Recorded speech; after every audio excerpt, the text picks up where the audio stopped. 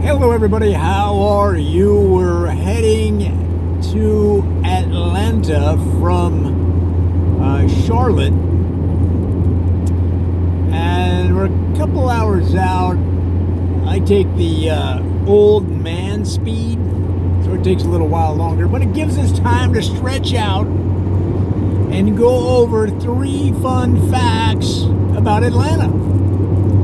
And I am not an expert, okay? I'm an adventurer, a traveler, but I don't know Atlanta that well, and I'm only going to share you some information that somebody at the Topgolf driving range shared with me as we waited for the people to clear out so that we could gain our respective driving range tee boxes. And this information primarily came from a guy named Scuds. He said he was born and raised in Atlanta, and I believe him. He had the accent and he seemed to know a lot about it. So if you have better information than what I share here, let me know. Contact me on YouTube, Twitter, or even on the gram. So guys, fun fact number 1 about Atlanta is that it was founded by Christopher Columbus. And I said, what? So yeah, Christopher Columbus was looking for peaches and had heard that there was peaches up in the Atlanta area. So he and 2 other guys from the one of the boats, they hightailed it up to the Atlanta area. They took half the trip on burros and half the trip they walked. So they got to the Atlanta area, and after all that traveling, they wanted to party a little bit. So they headed down to Buckhead area of Atlanta.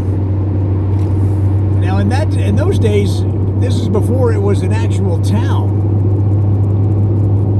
right? And all it was one little, couldn't even really call it a bar. It was like it's almost like a, you know, when you go to a taco stand or a refreshment stand, it was like a stand at what is now the main crossroads of Buckhead. And the guy that ran the stand had an actual deer head on the front of the stand, so that it got the name Buckhead. So Christopher Columbus and a couple of the other dudes went down there because they heard Buckhead was where it was happening, and well, they got down there and not much was happening. They had the stand and there's a couple chairs there, and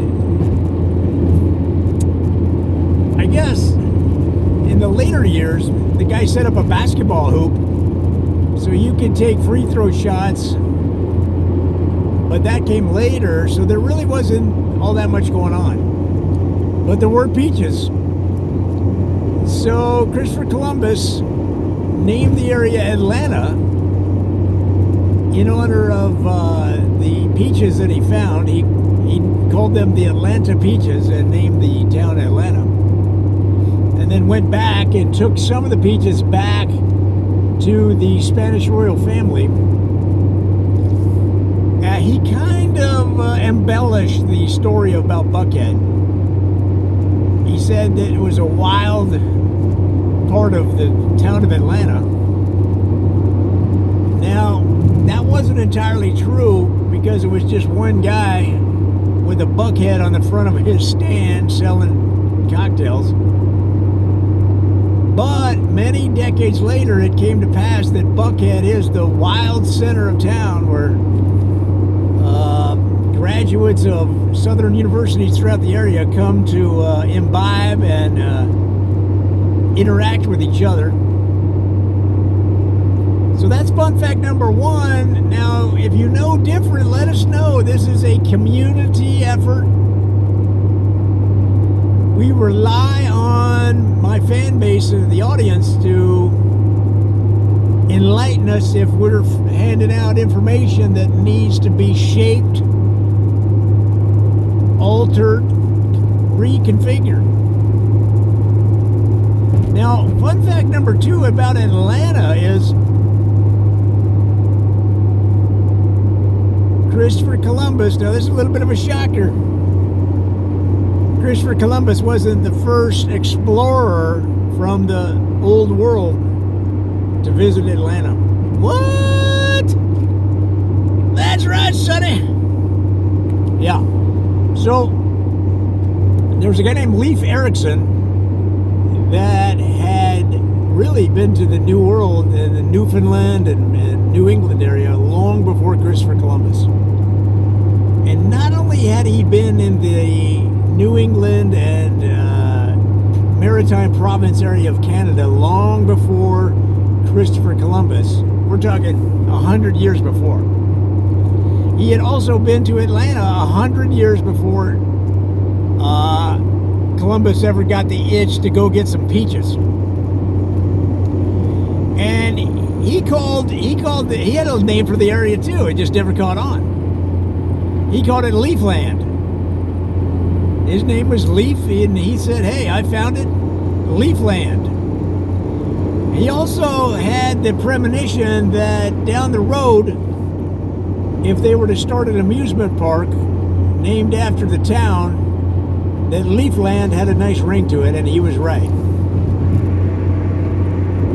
Unfortunately, he was way too early. And this is a complaint that I get myself from many of my dates.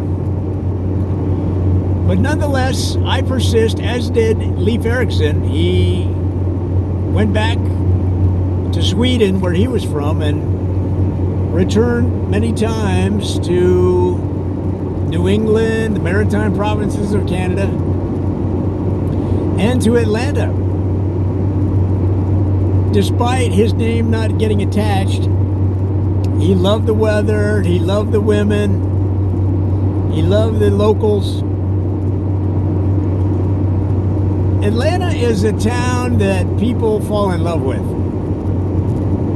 They don't sort of like it or kind of like it or love it 2 months of the year. They love it. They love Atlanta. Leif Erikson loved it. Christopher Columbus loved it. And many, many hundreds of thousands of people that followed in their footsteps have loved Atlanta. Which leads us to fun fact number 3 about Atlanta in the early days is that the original stand in Buckhead was part of a network of entertainment complexes, is a good way of putting it.